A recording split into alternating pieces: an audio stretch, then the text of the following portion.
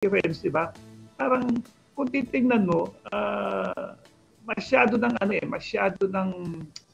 ang mga players hindi nagagamit na sa pansariling kapakanan, ginagamit na 'yon.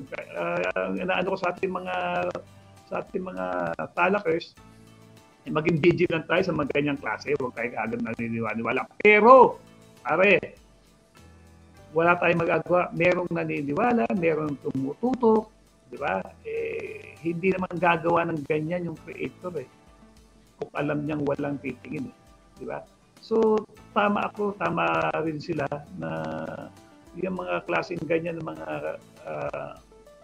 mga creator na ganyan, maging responsible naman tayo. Even nga sa mga, labas tayo ng konti sa basketball, even sa mga ating pang-araw-araw na ginagawa sa kalye.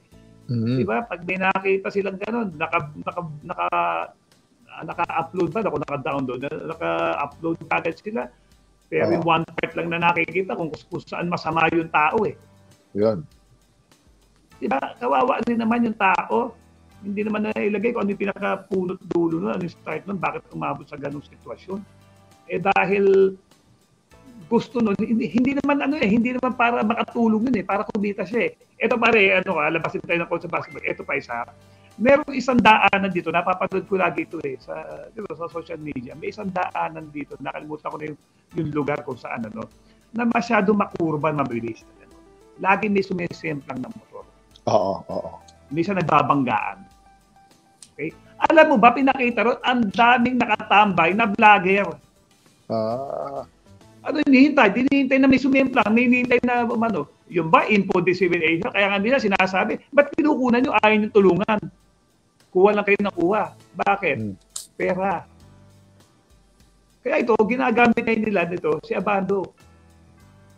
Para kumita. Di mo, magandang news yan. Naku, Golden State, pak, nod. Ano yung views mo, pak. Okay, kita ko. Huwag na pa sanang ganon, kawawa rin naman yung player. Diba? Masyado naman, baka and also, yung mga, masyado yung, even yung ating mga, for that matter, mga sports aficionados, huwag naman ganon. Ako, nung nabasa ko, yung nakita ko, hindi ko na pinanood yan, ano yun. Gawa-gawa lang. Kaya ako, yun, tama ko. I'm with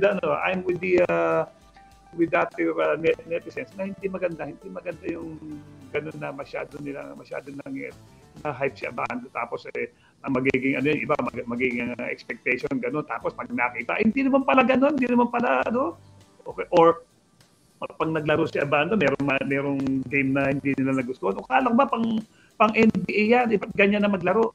Nilalagay nila sa isang sitwasyon yung player na hindi pala may although the player is very promising, di ba? Pero yun munang ganunin.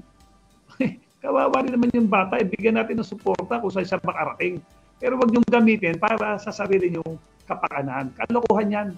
Golden State Warriors, that's kalokohan. So kaisa niyo ako mga netizen na umaayaw sa mga ganitong mga klaseng mga creator. Pare, ano yan, pare, well said. Kasi pare,